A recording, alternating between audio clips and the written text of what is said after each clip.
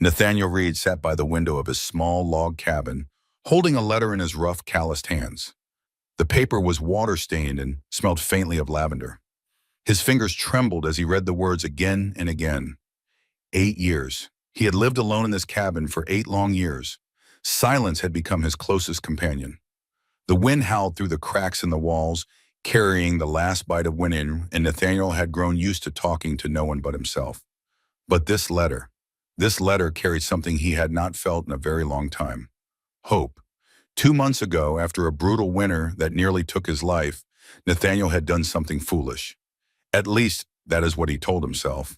In a moment of weakness, he had written to the Western Bride Agency in Boston. He had asked them to find him a wife. He never expected a reply. Yet here it was, a letter saying that Miss Zoe Caldwell of Boston would arrive in Silverdale on the last Thursday of May, 3 days from now. Nathaniel read the words one more time. His heart thudded in a way it had not in years. What had he done? What kind of woman would travel 1,000 miles to marry a man she had never met? He looked around his cabin. The furniture was rough and handmade. The curtains were faded. The floor was swept but worn. He had a few acres of land, a milk cow, some chickens, and not much else. What if she saw him and turned right around? What if she took one look at this sun-worn cowboy with nothing to offer and got back on that stagecoach? Nathaniel muttered to himself, "What have I gone and done?" But it was too late to change his mind. The letter said she was already on her way. The next 3 days passed in a blur. Nathaniel cleaned every inch of the cabin until his knuckles bled. He washed the curtains. He swept the floor twice. He even tried baking bread, though it came out hard as a horseshoe. He borrowed a spare mattress from the general store and aired it out in the spring sunshine. He wanted her to have her own space. He wanted her to feel comfortable. On Wednesday night, Nathaniel stood before his cracked mirror, trimming his beard and cutting his hair with a hunting knife. The man who stared back at him was sun-worn and weathered. Deep lines creased the skin around his blue eyes. His hands were rough from years of hard work. Not handsome, maybe, but decent. He hoped that would be enough. Thursday dawned bright and clear. The sky stretched endless and blue over the Montana mountains. Nathaniel dressed in his cleanest shirt and trousers, pulled on his good boots, and rode the 7 miles into Silverdale. The small town was not much to look at, just a line of dust and wooden buildings, a saloon, a church, a general store, a few scattered homes. But to Nathaniel, it was civilization. He tied his horse outside the stagecoach office and tried not to look as nervous as he felt. Frank Wilson, who ran the stage line, greeted him with a wide grin. "Well, well, heard you got yourself a mail-order bride coming in." "News travels fast," Nathaniel muttered. Frank laughed. "In a town this small, news travels before it even happens." He paused, his smile fading slightly. "Brave woman, coming all the way out here." Nathaniel could not tell if it was a joke or not. The coach was late, as usual. Nathaniel paced the wooden platform, his hat twisting in his hands. Every muscle in his body was tight. His stomach churned with nerves. He thought about leaving. He could send a letter later saying he changed his mind. He could apologize for wasting her time. He could go back to his empty cabin and his silent life and pretend none of this ever happened. But just as he was about to turn away, a cloud of dust appeared on the horizon. The stagecoach rumbled into town. The horses snorted and stamped as the coach came to a stop. The driver jumped down and tossed a small trunk onto the platform. Then he reached up and helped a woman step down. Nathaniel froze. She was small and slender. She wore a travel-stained blue dress and a simple hat with a veil covering her face. She stood perfectly still, clutching her bag, her eyes scanning the crowd as if searching for someone. Nathaniel took a deep breath. His heart pounded so hard he could hear it in his ears. He stepped forward. "Miss Caldwell?" His voice came out rough and unsteady. The woman turned slowly. She lifted her veil, and Nathaniel's stomach clenched. Beneath that veil was a face that might have been beautiful. Delicate features, pale skin, eyes the color of spring grass. But her cheek was marked by a dark bruise spreading across the bone. A healing cut split her lower lip. Someone had beaten this woman. Recently. "Yes," she said quietly. Her voice was barely above a whisper. "Mr. Reed?" He nodded, unable to take his eyes off her injuries. She noticed his stare. A trembling hand lifted to her cheek, as if she could hide what had been done to her. "I can explain," she whispered. She fumbled inside her handbag and pulled out a folded note. She held it toward him, her hand shaking. "You may wish to reconsider our arrangement." Nathaniel unfolded the paper. The handwriting was careful and neat. "Dear Mr. Reed, the woman who arrives may not be what you expected. Miss Caldwell has suffered at the hands of those who should have protected her. She comes to you in need of safety more than marriage. Should you wish to end the arrangement, the agency will refund your fee in full. Sincerely, the director of the Western Bride Agency." Nathaniel lowered the letter. Zoe stood before him. Her eyes were downcast. She was as still as a frightened deer, waiting for him to send her away. "Who did this to you?" Nathaniel asked. His voice was low and controlled, but anger burned beneath the surface. "It does not matter now," she said. "I am here, but I understand if you wish to dissolve our agreement." Nathaniel looked at her, really looked. The bruises could not hide the strength in her eyes. The fear could not mask the faint tremor of hope in her voice. This woman had traveled 1,000 miles to escape something terrible. She had risked everything for a chance at freedom, and now she stood before him, waiting for another man to reject her. Something shifted inside Nathaniel. Something he had not felt in a very long time. He handed the letter back to her. "Miss Caldwell," he said, his voice steady and sure. "You are not alone now," she blinked. Surprise flickered across her bruised face. "You still want me? As your bride?" Nathaniel shook his head slowly. "I want you to be safe," he said simply. "The rest can wait." For a long moment she did not move. Then her shoulders eased. She let out a small, shaky breath. "Thank you," she said softly. The words seemed to cost her something. "Nathaniel," he corrected. "Zoe," she replied, and despite the bruise, her lips curved into the faintest hint of a smile. Nathaniel picked up her trunk and nodded toward his horse. "My homestead is about 7 miles from here. Would you rather rest in town first?" Zoe glanced nervously at the townspeople watching them. Their curious eyes made her shrink into herself. "I would rather not stay," she said quietly. "Then we will head home," Nathaniel said. The word felt strange on his tongue. Home. He had not thought of his cabin as a home in years, just a place to survive. But maybe that was about to change. He helped her mount the horse, careful not to touch her more than necessary. Then he climbed up behind her, and they rode out of town together. The trail was rough and silent. Nathaniel could feel the stiffness in her back, the tension of someone used to flinching at any sudden movement. She did not relax, not even when they left the town behind. As they reached the ridge overlooking his valley, Nathaniel pointed ahead. There it is. Below them lay a sturdy log cabin beside a clear creek. A small barn stood nearby. A young garden was just beginning to sprout in the spring soil. "It is not much," Nathaniel said. Zoe was quiet for a long moment. Then she spoke, her voice soft with something he could not quite name. "It is lovely," and somehow Nathaniel thought she might actually mean it. Inside the cabin, Nathaniel showed Zoe the spare room. It was small and plain, just a simple bed, a wooden chest, and a single window that looked out over the garden. "You will have your own space," he said. "I know it is not much." "It is perfect," she said quickly. Too quickly. Nathaniel watched her take in the room, the way her eyes lingered on the door, the way she checked the window latch, the way her body remained tense, ready to run. She was not looking at the room. She was looking for escape routes. What had they done to her? Zoe turned to face him. Her green eyes met his, and for the first time he saw something beyond the fear. He saw determination. "Mr. Reed," Nathaniel, "I came here because I had nowhere else to go. The agency helped me when no one else would. But I do not expect anything you are not willing to give." Nathaniel nodded slowly. "And I will say this. Whatever happened before, it will not happen here. You are safe now." Her lips trembled, but she did not cry. Instead, she nodded. "Thank you. I am not used to kindness from men." The words hit Nathaniel like a punch to the gut. His jaw tightened, but he kept his voice calm. "You will get used to it." That first night was strange. After a quiet supper of beans and the hard bread Nathaniel had attempted to bake, Zoe retired to her small room. Nathaniel lay awake across the cabin, listening to the soft creak of her mattress, the faint sound of her breathing. For the first time in 8 years, his cabin was not silent. The loneliness that had haunted him for so long had been replaced by something new, something fragile and uncertain, but alive.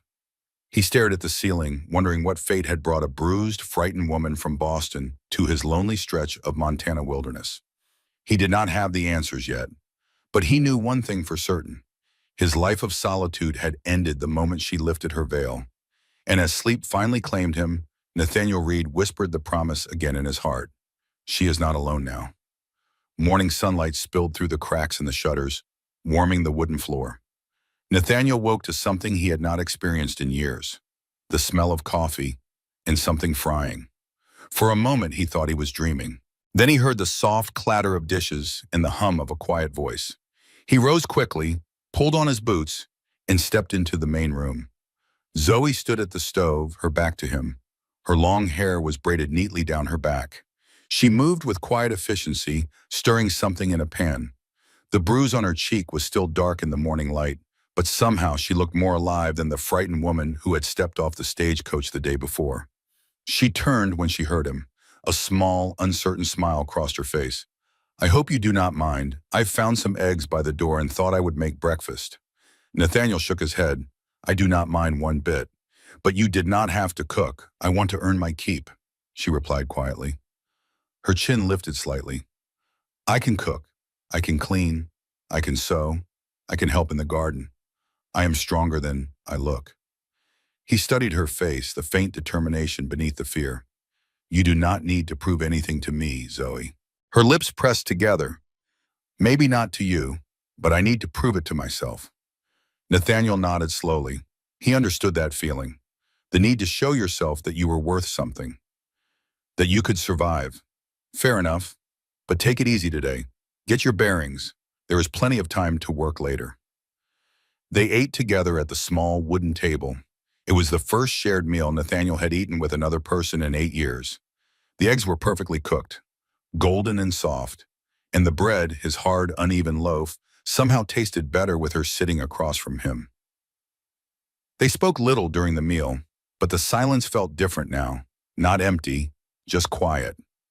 After breakfast, Nathaniel showed her around the homestead, the creek that ran past the cabin, clear and cold from the mountain snow, the vegetable garden where tiny green sprouts were just beginning to push through the soil, the small barn where his milk cow and a handful of chickens lived. Zoe listened intently as he talked. Her questions were thoughtful. Her eyes took in everything. "I grew up on a small farm in Vermont," she said when he mentioned his garden, "before my parents died, before I went to live with my uncle in Boston." The light in her eyes dimmed at the mention of her uncle. Nathaniel did not press. He had learned that some wounds needed time before they could be spoken aloud. "You will find it is hard work here," he said instead, "but honest work. The land can be cruel, but it gives back if you are patient." Zoe looked out over the valley. The mountains rose in the distance, still capped with snow. "I think I would rather face the land than people," she said softly. "People can be far crueler." Nathaniel looked at her, the way her hands tightened around her shawl, the shadow that crossed her face when she spoke of her past. He recognized that kind of hurt, the kind that did not heal quickly. "You will not have to face either alone," he said. For the first time, she smiled. Not the polite, forced smile she had offered before, but something real, something that reached her eyes. "Thank you, Nathaniel." The days that followed settled into a rhythm. Nathaniel worked the fields and tended to the animals. Zoe took over the house with quiet determination. Within a week, the cabin looked different, warmer, more lived in. She added small touches that Nathaniel had never thought about. Wildflowers in jars on the windowsill, clean linens on the beds, curtains made from a piece of fabric she had brought in her trunk. Nathaniel had not realized how empty the place had felt until she filled it with life. Zoe proved herself capable and hardworking. She woke before dawn, milked the cow, collected eggs, kept the cabin spotless. She learned quickly and worked without complaint. One afternoon, Nathaniel burned his hand on the coffee pot. Zoe laughed softly at his cursing, and the sound of that laughter stayed with him all day. Her bruises began to fade. The dark purple lightened to yellow and green, then slowly disappeared. Her skin took on a healthy glow from the Montana sun, but her eyes still carried a weariness he could not ignore, a shadow that had not lifted. One evening, as they sat by the fire after supper, Zoe broke the comfortable silence. I suppose I should tell you the truth about what happened in Boston. Nathaniel set down his whittling knife and gave her his full attention. Zoe stared into the flames as she spoke. Her voice was steady, but her hands twisted in her lap. My parents died when I was 16. A fever took them both within a week of each other. My uncle in Boston agreed to take me in. At first, I thought he was doing me a kindness. She paused. The fire crackled and popped. But as I grew older, things changed. He began treating me like property, not family. I cooked his meals. I cleaned his house. I kept his books. But I was never thanked, never respected, just used. Nathaniel's jaw tightened. He said nothing. When I turned 21 this spring, my uncle decided it was time for me to be useful in a different way. He arranged for me to marry one of his business partners, a man named Harold Whitmore, a man old enough to be my father, a man with 3 dead wives and a reputation for cruelty. Zoe's voice faltered. When I refused, my uncle made sure I understood what disobedience would cost. Her hand lifted to her cheek. The bruise had faded, but the memory had not. Nathaniel's hands clenched into fists at his sides. He did that to you. It was not a question. It was not the first time, Zoe whispered. But it was the worst. That night, after he went to sleep, I ran. I took only what I could carry and went to the Western Bride Agency. The woman there, Miss Ellis, she helped me. She said I would be safe out west. She told me you were a good man. Nathaniel swallowed hard. Anger and sorrow warred inside him. She was right about one thing, he said finally. You are safe here. Zoe's eyes glistened in the firelight, but she did not cry. Instead, she nodded. Her voice was barely above a whisper. I want to believe that. Nathaniel held her gaze. You will. Over the following weeks, something unspoken began to grow between Nathaniel and Zoe. Trust, perhaps. Respect, certainly. And maybe something deeper that neither of them dared to name. Nathaniel found himself looking forward to the quiet evenings they spent by the fire. Zoe would read aloud from one of the books she had brought. Sometimes they would just sit in comfortable silence, listening to the wind outside. He noticed the small changes in her, the way she began to hum while she worked, the way her smile came easier, the way she no longer flinched when he entered a room. One afternoon in late May, Nathaniel came in from the fields to find Zoe standing barefoot in the garden. The wind lifted her hair and the sunlight made it shine like copper. She was laughing at something, maybe a bird, maybe just the joy of being alive. For a long moment, Nathaniel just watched her. The woman who had arrived bruised and afraid now moved freely beneath the open sky. Her face had filled out. Her skin glowed with health. She looked like a completely different person. When she turned and caught him watching, she flushed pink. But she did not look away. It is beautiful here, she said. So open, so free. Nathaniel nodded. His throat felt tight. It can be lonely sometimes. Zoe smiled. I have had enough of people for a while. Loneliness does not scare me anymore.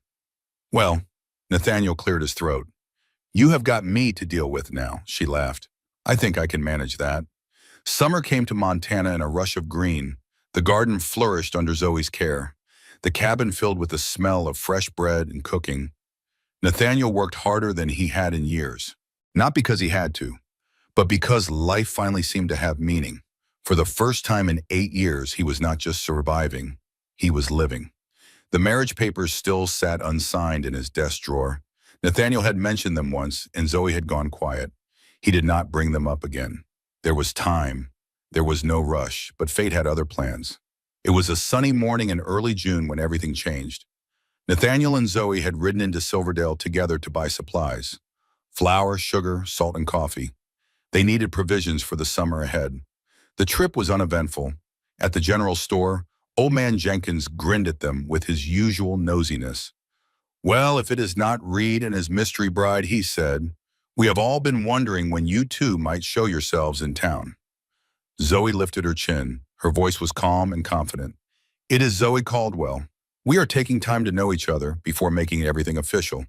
Jenkins blinked in surprise. Then he chuckled. Sensible approach, I suppose. They finished their shopping and decided to eat lunch at the small restaurant near the church. It was nothing fancy, just a few tables and a kitchen that served hot food. Nathaniel ordered stew. Zoe sat across from him, the sunlight from the window catching her hair. "You look beautiful today," he said softly. The words surprised him. He had not planned to say them. Zoe blushed. "Thank you. I wanted to make a good impression." "You already have." Before she could reply, a shadow fell across their table. Nathaniel looked up. Sheriff Tom Blackwood stood there. He was a tall man with a weathered face and honest eyes. His hat was in his hands. His expression was serious. "Reed," he said quietly, "I was hoping to catch you. Can we talk?" Nathaniel felt Zoe stiffen beside him. Her hand gripped the edge of the table. "What is it?" Nathaniel asked. The sheriff glanced at Zoe, then back at Nathaniel. He lowered his voice. "Got a message from up near Helena. Seems someone has been asking questions about a young woman. A woman matching your wife's description." Zoe's face went pale. "Who?" Nathaniel demanded. "Man claims to be her guardian. Says she ran away from Boston. He has been offering money to anyone who can help find her." Zoe's hands trembled around her coffee cup. Her voice was barely audible. "He found me." Sheriff Blackwood looked between them. His expression softened. "If she is here of her own free will, she is safe as far as I am concerned. The law is clear on that. A woman of legal age cannot be forced to return against her wishes." Nathaniel nodded, but he knew that men like Zoe's uncle did not care about the law. "But Reed," the sheriff continued, "if I were you, I would make things official. Get married proper. Men like that do not give up easy, and a husband has legal rights that a fiancé does not." He tipped his hat and walked away, leaving a heavy silence behind. Zoe stared at the table. Her voice shook. "If we were truly married, he could not take me back. Not legally." Nathaniel reached across the table. He covered her small hand with his larger one. "We will do it when you are ready, Zoe. Not because of fear, but because you choose it." Zoe looked up at him. Her green eyes were filled with something he could not quite read. "What if he comes here? What if he finds me?" "Then I will be standing between you and him," Nathaniel said simply, "and he will have to go through me first." They left town quickly after that. The weight of the sheriff's warning followed them all the way home. That night, Nathaniel checked the locks on every door and window.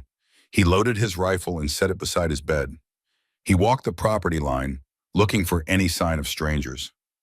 For weeks afterward, he kept his eyes open and his guard up. Every unfamiliar sound made him reach for his gun. Every dust cloud on the horizon made his heart pound. But no one came. The days passed peacefully. The threat from Boston seemed distant, unreal, like a storm that had passed them by. But Zoe was different now. The fear had returned to her eyes. She startled at sudden noises. She checked the windows obsessively. At night, Nathaniel could hear her pacing in her room. One evening, he found her sitting on the porch, wrapped in a shawl, staring at the darkening sky. "You cannot sleep," he said. It was not a question. She shook her head. "Every time I close my eyes, I see his face, my uncle, and Harold Whitmore, the man he wanted me to marry." "Tell me about him," Nathaniel said quietly. Zoe was silent for a long moment. When she spoke, her voice was flat, emotionless. "Harold Whitmore is 53 years old. He owns half the textile mills in Boston. He has buried 3 wives. The first died in childbirth. The second fell down the stairs. The third drowned in the bathtub." She turned to look at Nathaniel. "Everyone knows the truth. But he is rich and powerful, so no one says anything. My uncle owed him money, a lot of money, and I was the payment." Nathaniel felt sick. Zoe continued. "The night before I was supposed to sign the marriage contract, Harold came to my uncle's house. He wanted to inspect the merchandise." Her voice cracked. "He touched me, my face, my hair. He told me I was pretty enough, that I would do." Nathaniel's hands clenched into fists. When I pulled away, he laughed. He said I would learn to be obedient, that his other wives had learned eventually. Tears spilled down Zoe's cheeks now, but she kept talking. "That night, I told my uncle I would not marry Harold Whitmore. I would rather die. And my uncle beat me until I could not stand. He locked me in my room and said the wedding would happen whether I agreed or not." She wiped her tears with trembling hands. "But I escaped.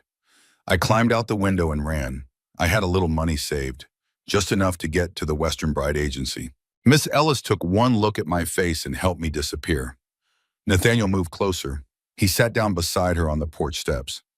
"That took courage," he said. "More courage than most people have. Or desperation." Zoe whispered. Nathaniel shook his head. No. Courage. You could have given up. You could have accepted what they planned for you.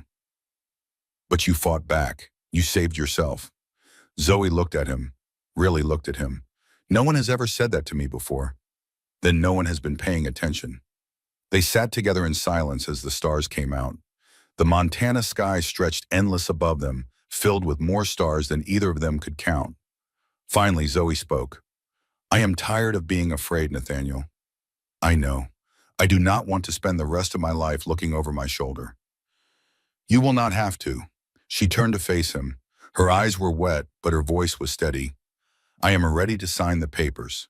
I want to be your wife, not because I am afraid, but because I trust you. And because, she hesitated, because maybe I am starting to feel something more than trust.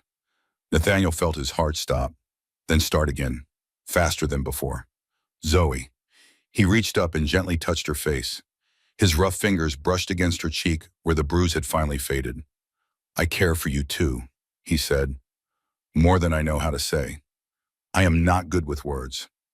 I am just a simple cowboy with a cabin and some land, but I will spend every day trying to be worthy of your trust. Zoe smiled through her tears. You already are. The next morning they rode into Silverdale together. The church was small and plain, just a wooden building with a simple cross on the roof. But to Zoe, it was beautiful. Pastor Williams met them at the door. He was an older man with kind eyes and a gentle voice. Sheriff Blackwood stood as their witness. His wife Martha stood beside him, dabbing at her eyes with a handkerchief. There were no flowers, no music, no guests. Just two people who had found each other against impossible odds. Nathaniel wore his cleanest shirt. Zoe wore a simple white dress she had made from fabric bought at the general store. As they stood before the altar, Nathaniel took her hands in his. The pastor spoke the words that had been spoken countless times before. But to Nathaniel and Zoe, they were brand new. Do you, Nathaniel James Reed, take this woman to be your lawfully wedded wife? To have and to hold from this day forward, for better or for worse, for richer or for poorer, in sickness and in health, until death do you part? Nathaniel's voice was steady. I do. And do you, Zoe Marie Caldwell, take this man to be your lawfully wedded husband? To have and to hold, from this day forward, for better or for worse, for richer or for poorer, in sickness and in health, until death do you part? Zoe smiled up at Nathaniel. Her green eyes were bright with tears and joy. I do. The pastor nodded. Then by the power vested in me, I now pronounce you husband and wife. You may kiss your bride. Nathaniel leaned down and pressed his lips gently against hers. It was their first kiss, soft and tender and full of promise. When they pulled apart, Zoe whispered against his lips, I think I finally know what home feels like. The weeks following their wedding were filled with a quiet happiness that Nathaniel had never expected to feel. Every morning he woke to the smell of coffee and the sound of Zoe humming in the kitchen. Every evening they sat together on the porch and watched the sunset paint the mountains gold and purple. They were still learning each other, still discovering the small details that made a person real. Nathaniel learned that Zoe liked her coffee with extra sugar, that she hummed when she was happy and went silent when she was worried, that she could not sleep if the shutters were open, but loved the sound of rain on the roof. Zoe learned that Nathaniel talked to the horses when he thought no one was listening, that he carved small wooden animals when he was thinking, that he had a sweet tooth he tried to hide, and a gentle heart he had buried for too long. They did not rush the physical side of their marriage. Nathaniel was patient. He let Zoe set the pace. Some nights, they slept in separate beds. Other nights, she would curl up beside him, her head on his chest, listening to his heartbeat. One night, about a month after their wedding, Zoe turned to him in the darkness. I am ready, she whispered. Are you sure? I have never been more sure of anything. Their first night together as true husband and wife was everything Nathaniel had hoped it would be. Gentle, loving, full of tenderness. Afterwards, Zoe lay in his arms, her fingers tracing patterns on his chest. I did not know it could be like this, she said softly. I did not know a man could be gentle. Nathaniel pressed a kiss to her forehead. This is how it should always be. She smiled against his skin. I am glad I found you, Nathaniel Reed. I am glad you found me, too. As summer ripened into fall, the homestead thrived. The garden produced more vegetables than they could eat. Zoe learned to can and preserve. The cellar filled with jars of tomatoes, beans, corn, and pickles. Nathaniel expanded the chicken coop. He fixed the leak in the barn roof. He talked about adding a room to the cabin, maybe a nursery someday. At those words, Zoe would smile and look away. But Nathaniel noticed the way her hands sometimes drifted to her stomach, the way she counted days on the calendar. He did not ask. He did not want to pressure her. But hope grew in his heart like the crops in his field. One afternoon in early September, Nathaniel returned from the far pasture to find Zoe sitting on the porch. Her face was pale, but she was smiling. "What is it?" he asked, suddenly worried. "Sit down," she said. He sat beside her, his heart pounding. Zoe took his hand and placed it on her stomach. "We are going to have a baby." Nathaniel stared at her. For a moment, the words did not make sense. Then understanding crashed over him like a wave. "A baby?" She nodded, tears streaming down her face. "A baby." Nathaniel let out a whoop of joy that sent the chickens scattering. He pulled Zoe into his arms and held her tight. "A baby. We are going to have a baby." He pulled back and looked at her face. She was laughing and crying at the same time. "Are you happy?" she asked. "Happy?" He shook his head. "I do not think happy is a big enough word." He kissed her then, long and deep and full of all the emotion he could not put into words. When they finally pulled apart, he kept his hands on her face. "You have given me everything I never knew I wanted," he said. "A home, a family, a reason to keep going." "I love you, Zoe Reed." It was the first time he had said the words. Zoe's eyes widened, then softened. "I love you too, Nathaniel. I think I have loved you since the moment you looked at my bruised face and said I was not alone." They stood there on the porch holding each other as the autumn sun painted the world in shades of gold.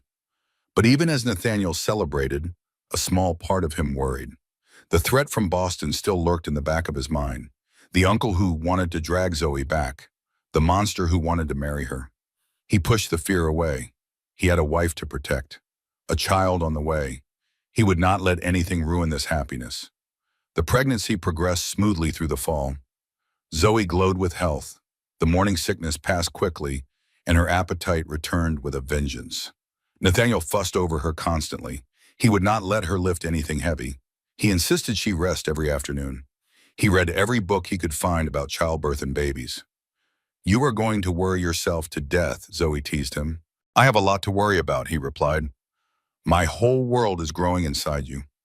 Winter came early that year. The first snow fell in late October, blanketing the valley in white.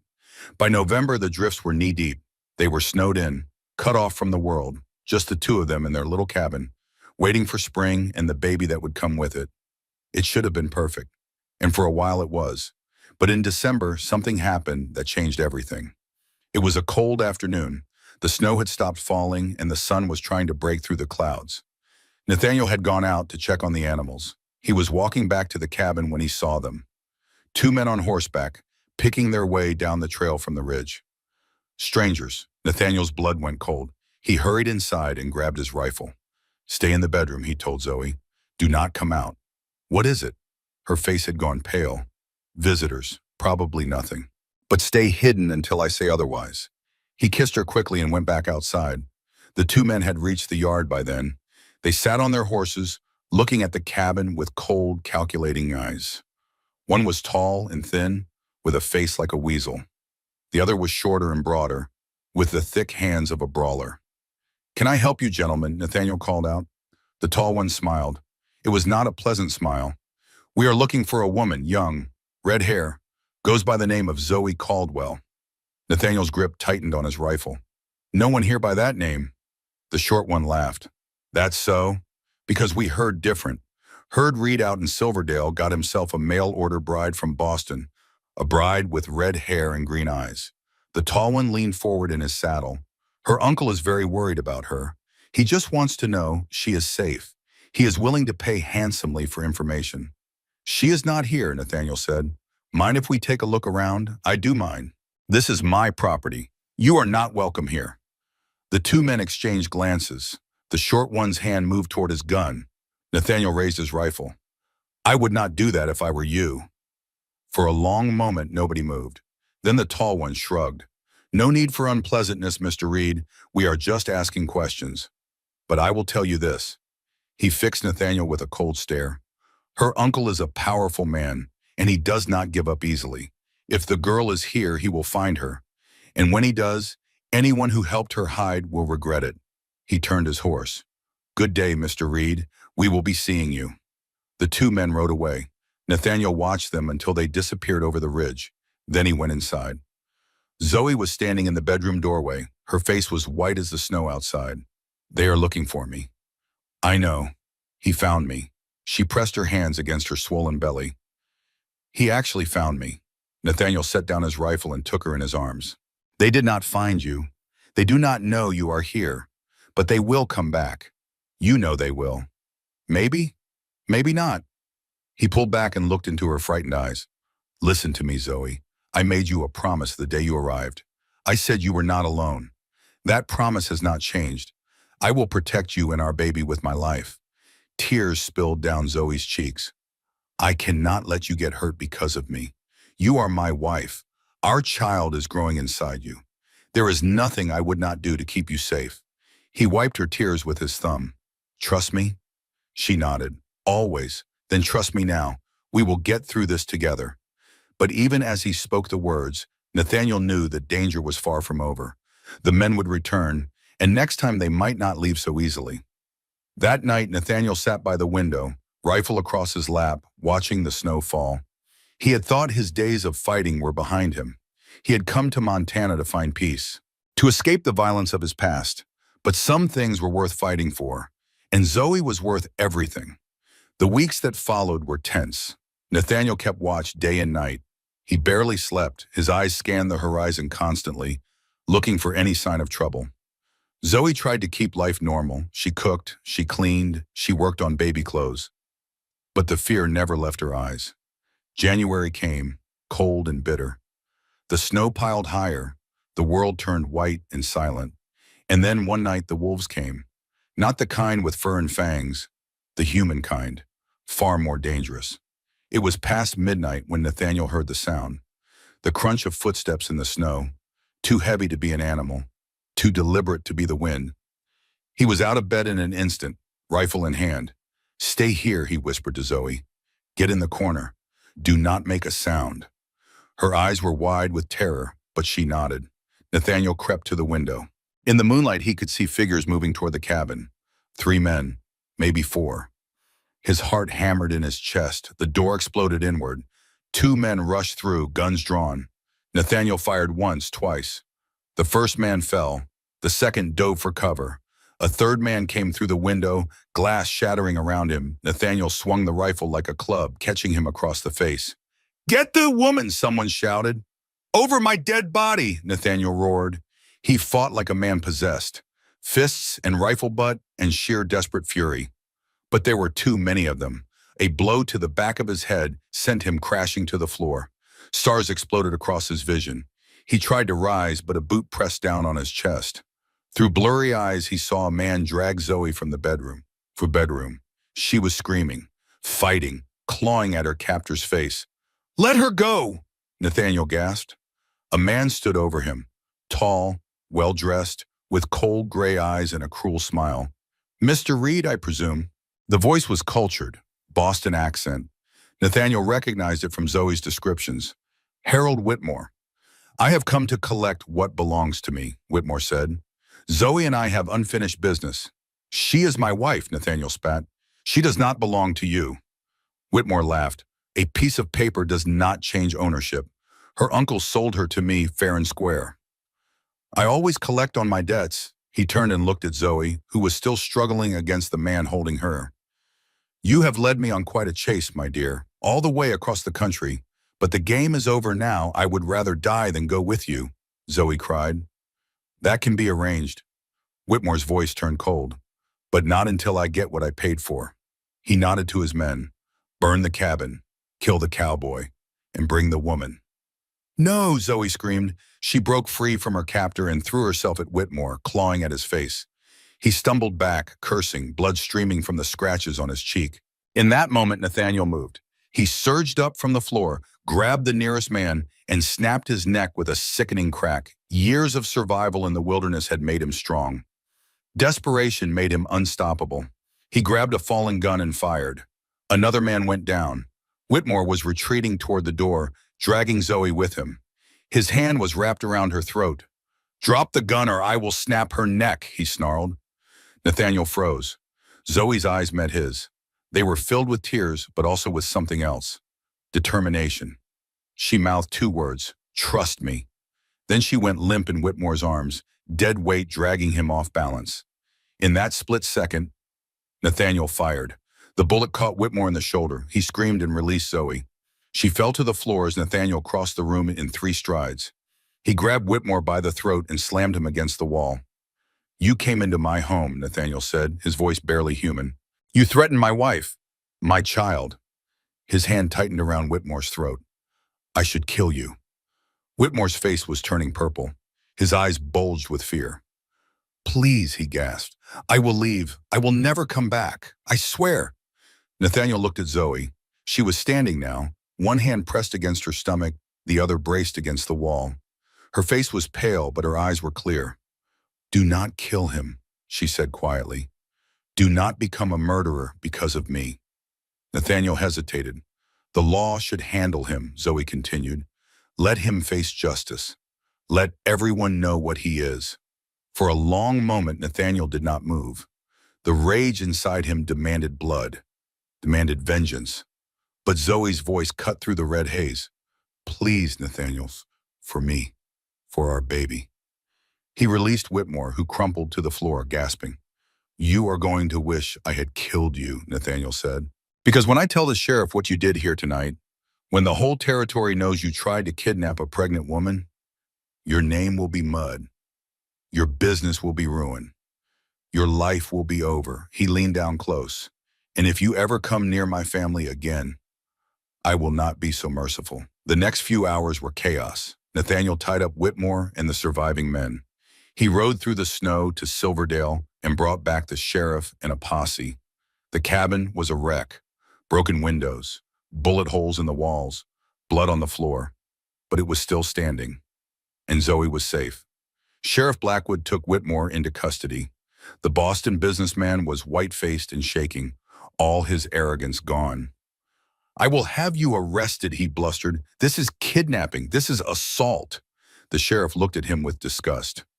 "You broke into a man's home in the middle of the night with armed thugs. You tried to kidnap his pregnant wife. That is not kidnapping, Mr. Whitmore. That is attempted murder. And in Montana territory, we hang men for that." Whitmore went silent. Later, after the sheriff had taken the prisoners away, Nathaniel and Zoe sat together in the damaged cabin. "It is over," Zoe whispered. "It is over," Nathaniel agreed. She leaned against him, exhausted but safe. "You saved me. We saved each other." The weeks after the attack were difficult. The cabin needed repairs. The windows had to be replaced. The door needed a new frame. But those were just physical things. Easy to fix. The emotional wounds went deeper. Zoe had nightmares. She would wake screaming, thrashing against invisible attackers. Nathaniel would hold her until she calmed, whispering reassurances until she fell back to sleep. During the day, she was quiet, withdrawn. The bright, laughing woman she had become faded back into the frightened girl who had stepped off the stagecoach months ago. Nathaniel did not know how to help. He felt useless. All he could do was be there. Make her tea. Hold her hand. Tell her over and over that she was safe. One night, about 3 weeks after the attack, Zoe finally talked. They were sitting by the fire. Outside, the wind howled and snow battered the windows. But inside, the cabin was warm and safe. "I keep seeing his face," Zoe said quietly. "Whitmore.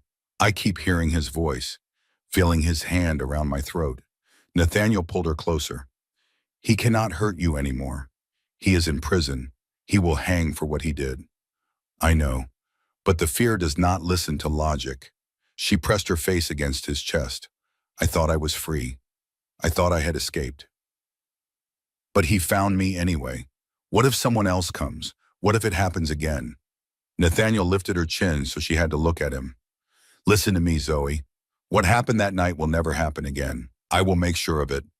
But even if it did, even if 100 men came through that door, I would fight every single one of them for you." His voice was fierce. "You are not a victim.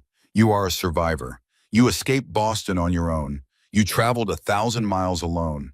You faced Whitmore and helped me defeat him. You are the strongest person I have ever met." Zoe's eyes filled with tears. "You really believe that?" "I know it. And one day you will know it too." She kissed him then, deep and desperate and full of need. That night, for the first time since the attack, they made love. It was slow and gentle, healing, a reclaiming of something that had been threatened. Afterward, Zoe lay in his arms. "I love you," she whispered. "I love you too." And for the first time in weeks, she slept without nightmares. As February turned to March, Zoe slowly began to heal. The nightmares came less often. Her smile returned. She started humming again while she worked. Her belly grew round and tight. The baby kicked constantly now, strong and healthy. Nathaniel talked to the baby every night. He would press his ear against Zoe's stomach and carry on long conversations. "Now you listen to me, little one," he would say. "Your mama is the bravest woman in the world, and your papa is going to teach you everything he knows. How to ride a horse, how to fish, how to tell when a storm is coming." Zoe would laugh and run her fingers through his hair. "What if it is a girl? Then she will learn all those things too, plus how to shoot a rifle and throw a punch. You want our daughter to fight? I want our daughter to never be afraid, never helpless, never dependent on anyone else for her safety." Zoe's laughter faded. She looked at him with soft, serious eyes. "You are going to be a wonderful father." "I am going to try." News came from Silverdale in late March. Harold Whitmore had been tried and convicted. Assault with intent to kidnap, breaking and entering, attempted murder of an officer of the court since the sheriff had been shot during the arrest. He was sentenced to hang. Zoe did not attend the execution. She did not want to see his face again. But when Nathaniel returned from town with the news that it was done, that Whitmore was dead, she wept with relief. "It is really over," she said. "It is really over." That night, they sat on the porch and watched the spring sunset. The snow was melting. The first green shoots were pushing through the soil. The world was coming back to life. "Thank you," Zoe said. "For what?" "For everything, for taking a chance on a broken woman from Boston, for keeping your promise, for loving me." Nathaniel took her hand. "Loving you is the easiest thing I have ever done." She leaned her head on his shoulder. "I never thought I would find happiness. After everything that happened, I thought I was broken beyond repair. But you fixed me." "No," Nathaniel shook his head. "You fixed yourself. I just gave you a safe place to do it." The baby came on a warm April night. The labor was long and difficult. Zoe screamed and cursed and gripped Nathaniel's hands so hard he thought she might break it. The midwife from town, old Martha Blackwood, talked her through it with calm authority. "Push now, dear. You are almost there. I can see the head." Nathaniel had never felt so helpless, so terrified. He would have faced 100 armed men rather than watch Zoe suffer like this. But finally, as dawn broke over the mountains, a thin, reedy cry filled the cabin. "It is a girl," Martha announced. "A beautiful, healthy girl." She placed the baby in Zoe's arms. The tiny creature was red and wrinkled and squalling. She was the most beautiful thing Nathaniel had ever seen. "Amelia," Zoe whispered. "After my mother, Amelia Reed," Nathaniel said softly. "Welcome home." He looked at his wife and their newborn daughter. Tears streamed down his face. "You are not alone now," he whispered again. The words that had started it all. Not ever again. The first year of Amelia's life passed in a blur of sleepless nights and exhausted days and more happiness than Nathaniel had ever known. The baby was demanding and fussy and constantly hungry. She cried at all hours. She spit up on everything. She made messes of unbelievable proportions. Nathaniel loved every minute of it. He would walk her for hours when she could not sleep, humming old cowboy songs and pointing out the stars through the window. He changed diapers without complaint. He rocked her cradle until his arm went numb. "You are going to spoil her," Zoe said one morning, watching him make faces at the giggling baby. "That is the plan." Amelia grew quickly. By 6 months, she was sitting up on her own. By 9 months, she was crawling everywhere, getting into everything. By her first birthday, she was taking wobbly steps across the cabin floor. She had her mother's green eyes and her father's stubborn chin. Her hair came in red like Zoe's, a wild tangle of copper curls that refused to be tamed. "She is going to be trouble," Nathaniel said proudly. "She is going to be strong," Zoe replied. "Just like we wanted." The homestead prospered. Nathaniel added the new room to the cabin that he had talked about, a proper nursery for Amelia, then a second room when they learned Zoe was pregnant again. Their son, James, arrived the following spring. He was quieter than his sister, more serious. He had Nathaniel's blue eyes and a thoughtful way of studying the world. "Now we have one of each," Zoe said, holding her son while Amelia played at her feet. "A perfect match set." The years passed, good years, hard years, years of drought and years of plenty, years when the crops failed and years when the harvest overflowed. Through it all, Nathaniel and Zoe built their life together, board by board, stone by stone, day by day. They expanded the cabin twice more, added a proper barn, built a chicken coop that could hold 50 birds, bought more land, planted an orchard. Nathaniel taught Amelia to ride before she could properly walk. By age 5, she was racing her pony across the meadow, her red hair streaming behind her like a flag. James preferred quieter pursuits. He followed his mother around the garden, asking endless questions about plants and seasons and how things grew. They were so different, those two, but they loved each other fiercely. When Amelia was 7, she beat up a boy twice her size for calling James a name. When James was 6, he spent an entire summer building Amelia a birdhouse because she mentioned liking the songbirds. Nathaniel watched his children grow with wonder and pride. He had never imagined this life, never thought he deserved it. Some nights he would lie awake and listen to the sounds of his full house, Zoe breathing beside him, Amelia talking in her sleep, James's quiet snores from the next room. Not silence, not loneliness. Life. One evening when Amelia was 10 and James was 8, Nathaniel found Zoe on the porch watching the sunset. "What are you thinking about?" he asked. She smiled. "I was thinking about the day I arrived, how scared I was, how certain I was that you would send me away. But I did not." "No, you did not." She took his hand. "Do you ever regret it? Taking a chance on a bruised stranger from Boston?" Nathaniel shook his head. "Never, not for one single second." He put his arm around her. "You gave me everything, Zoe. A family, a purpose, a life worth living. I was just surviving before you came. Existing.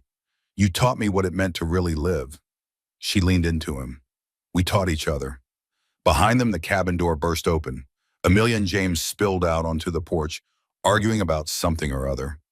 "Papa," Amelia said, "James says girls cannot be cowboys. Tell him he is wrong." Nathaniel laughed. "Girls can be anything they want to be, including cowboys."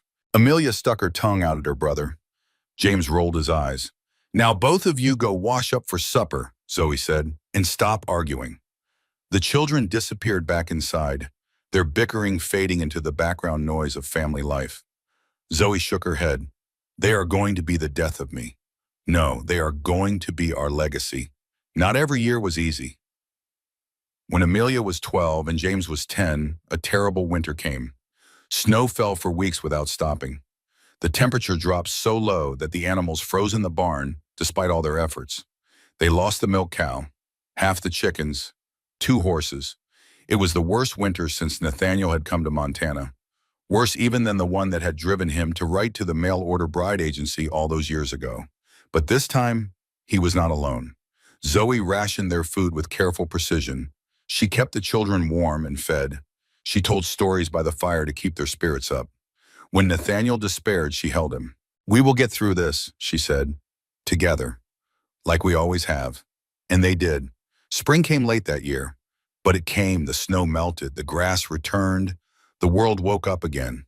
They rebuilt what they had lost, bought new animals, replanted the orchard, fixed the damage to the barn. It set them back years, but they did not give up. "Life goes on," Nathaniel said. "It has to." The next year was better. The harvest was good. The animals were healthy. Amelia turned 13 and started noticing boys. James turned 11 and started asking about the world beyond the valley. More children would have been welcome. But after James, Zoe did not conceive again. They grieved quietly for the babies that did not come, but they counted their blessings for the two they had. Some families have a dozen children and no love, Zoe said. We have two children and more love than we know what to do with. That seems like a fair trade, Nathaniel agreed. When Amelia was 15, she fell in love for the first time. A young man named Thomas from the next valley. He was handsome and charming and completely wrong for her. Nathaniel wanted to forbid her from seeing him, to lock her in her room until she came to her senses. But Zoe stopped him. She has to learn, she said. She has to make her own mistakes. We cannot protect her from heartbreak. But I want to. I know. So do I. But that is not how life works. 6 months later, Amelia came home in tears. Thomas had run off with another girl. Nathaniel held his daughter while she cried. He did not say, "I told you so." He did not lecture. He just held her and let her break his heart with her sobbing. "It gets easier," he said finally. "I promise." "Did you ever have your heart broken, Papa?" Nathaniel thought about it. Not in the same way, but I spent a lot of years alone. Lonely, thinking I would never find anyone to share my life with. That was its own kind of heartbreak. "What changed? Your mother showed up." Amelia wiped her eyes. "Tell me the story again." "How you met." So Nathaniel told her. The letter, the stagecoach, the bruised woman with the green eyes, the promise he made, the life they built. By the end, Amelia was smiling.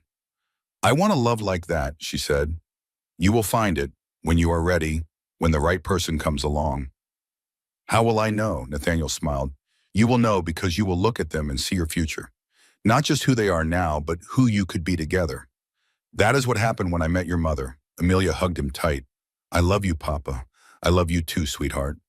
When James was 16, he announced that he wanted to go to college, to study agriculture and science, to learn how to make farms more productive. Nathaniel did not understand. The boy had grown up on a farm. What more was there to learn? But Zoe understood. "He wants to improve things," she explained. "He wants to make our land better, more sustainable. That is not a rejection of what we have built. It is an extension of it." So they saved their money, scrimped and sacrificed. And when James turned 18, they sent him east to school. Watching him ride away was one of the hardest things Nathaniel had ever done. But 3 years later, James came home with a degree and a head full of ideas. He brought new techniques for irrigation, new methods for crop rotation, new ways of thinking about the land. The homestead flourished like never before. "I am proud of you, son," Nathaniel said. "I learned from the best." Amelia took a different path. At 17, she fell in love again, this time with a quiet, steady young man named William Foster. He was a carpenter's son from Silverdale, hardworking, honest, kind. "He looks at her the way I look at you," Nathaniel told Zoe. "I noticed.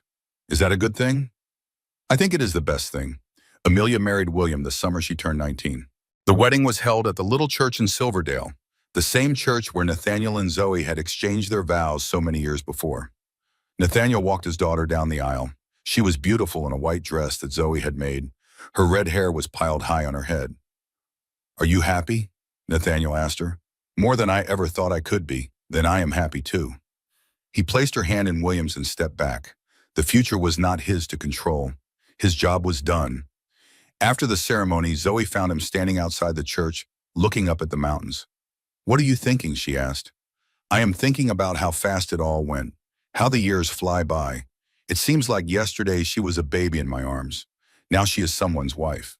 Zoe took his hand. "We did good, Nathaniel. We did our best. That is all any of us can do." The years continued to pass. Amelia and William built a house on the neighboring property, close enough to visit but far enough for privacy. They had 4 children, 3 girls and a boy. The girls all had Amelia's red hair. The boy had William's quiet strength. Nathaniel was a grandfather. The thought still amazed him. He spent hours with those grandchildren, teaching them to ride, telling them stories, spoiling them with candy and late bedtimes. "You are going to make them soft," Amelia warned him. "That is what grandparents are for," he replied. James never married. He was content with his books and his experiments and his endless curiosity about the natural world. He traveled sometimes, to universities and laboratories, but he always came back. "This is home," he said. "It always will be." Nathaniel and Zoe grew old together. Their hair turned gray, Their movements slowed, but their love never dimmed. They still sat on the porch every evening watching the sunset, still held hands as they walked through the garden, still laughed at each other's jokes, even the ones they had heard 100 times. One autumn evening, when they were both well past 70, Zoe turned to Nathaniel. "Do you remember the first thing you ever said to me? How could I forget? Tell me again." Nathaniel took her wrinkled hand in his. "I looked at your bruised face and your frightened eyes, and I said, 'You are not alone now.'" Zoe smiled. Tears glistened in her eyes. "That was the moment I started to fall in love with you. I did not know it then, but that was the moment. I fell in love with you when I saw you standing in the garden, barefoot, with the wind in your hair. You look so free, so beautiful." She leaned against him. "We have had a good life, Nathaniel. The best. I am not afraid anymore.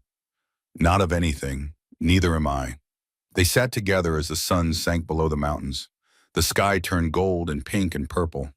The first stars appeared. Below them, the homestead spread out in the fading light. The cabin that had grown into a house. The barn and the orchard and the fields. The smoke rising from Amelia's chimney. The light in James's study window. A life. A full, complete, beautiful life. Nathaniel put his arm around Zoe and held her close.